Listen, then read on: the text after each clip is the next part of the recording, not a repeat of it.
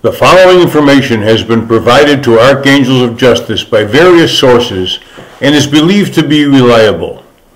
In February 2014, an Illinois State Police officer came upon a vehicle stopped alongside the roadway in a wooded area in Carbondale, Illinois, and observed a man identified as Gage Bethune returning up the embankment from the woods. Bethune, who was intoxicated, told the officer that he had had a minor physical altercation with a black man and had chased him into the woods. The very next day, Pravin Varughese was reported to be missing. The physical evidence, namely the very serious multiple blunt trauma injuries to Pravin Varughese's head and arm, are evidence that Bethune had lied to the police officer.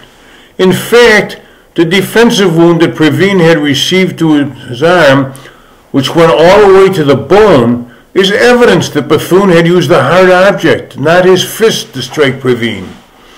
In the next few days, Bethune told at least two other people that he had beaten Pravin with a baseball bat.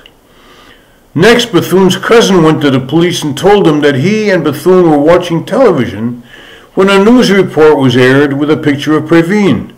Bethune then stated, "That's the guy I beat up," and went outside and vomited. Pravin was found deceased in the same wooded area where the police officer had observed Bethune. Soon Bethune was questioned by Carbondale police and gave them a different version of the story that he gave the Illinois State Police officer several days earlier. He also told them that Pravin was under the influence of alcohol and drugs, but tests from the autopsy proved that Pravin wasn't. In fact, the tests were zero. Then Bethune told a woman friend that he and Pravin had been fighting, and he is reputed to have anger management issues and has assaulted people in the past.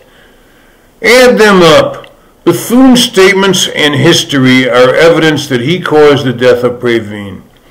Maybe he didn't mean to kill him, but has injured him enough so that he died. That may not be first-degree intentional murder, but it is homicide by reckless conduct or manslaughter. So why won't State Attorney Mike Carr charge Bethune?